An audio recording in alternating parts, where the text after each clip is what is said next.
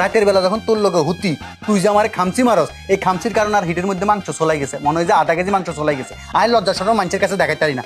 আর তোর এই নখের কারণে আমাদের অনেক প্রবলেম হয়। তোর নখের ভিতরে যে ময়লা, তুই যখন রান্না বান্না করতে যাস, এই রান্না বান্নার মধ্যে তোর নখের ময়লা ঢুকে আঙ্গ ফেটার মধ্যে ডায়রিয়া সৃষ্টি হয়। আমি তোমারে বিয়ের পর তোমার লগে যে সমস্ত ব্যবহার করছি আমার কাছে খুব খারাপ লাগছে।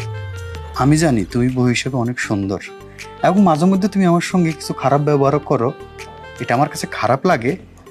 কিন্তু আজকাল পরের আমি তোমাকে যে গিফট দিই, এই গিফট পাইবার পরে তুমি আর আমার লগে খারাপ ব্যবহার করতে না, কারণ আমি তো তোর মনে করে ভালোবাসি। ইভেন কি আমি এটাও জানি তুই আরো ভালোবাসো, তাই না? আরে আর বরে লজ্জে লাল হয়ে গেছে রে, কিন্তু এমনি লাল আরো আসলে আরো লাল লাগে রে। চোখ বন্ধ কর বইও, চোখ বন্ধ করতাম কান্দ।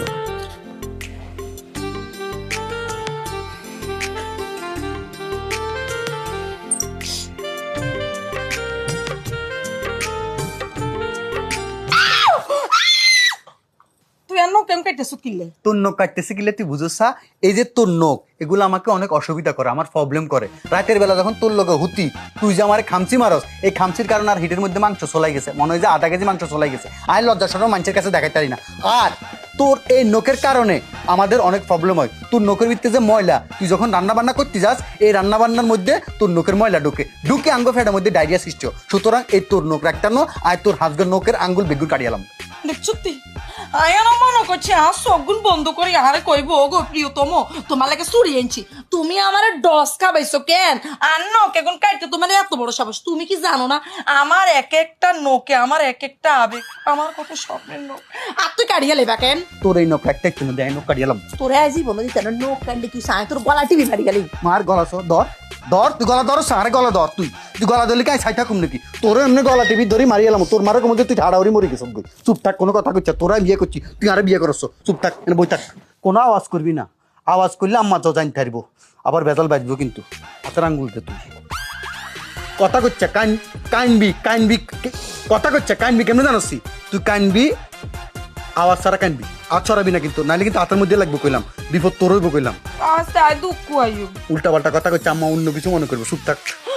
মাগো মাগো আস্তে আস্তে চল। হাইরে ও গান্ডার প্যান সিঁড়ি গে স্যার, হিজও সেলাই করে হরণ লাগে, কেউ দেখবে নি, কোনো অসুবিধা নেই, অনকা তো কেউ না দেখলে হয়েছে, এটা তো থাকবে বিত্তে।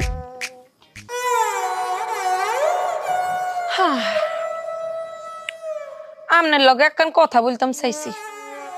তুই আবার কি কথা বলতে আইস? কি কবি কহ। না শীত চলে আইছে তো, এখানে বাজারে যাই আর কিছু কসমেটিক্স কিনতে হইব। আর ধরবে কিন হাড়ি যা এই লোশন কিনগুম, সুনু কিনগুম, বেজদিন কিনগুম, ইয়ান আর কিছু টিয়া লাগবে। ইজা কি দেখছ তুই? সিরা আপ্পান অশিক্ষিত করে গেট, ইজাকে আন্ডারফ্যান বলে।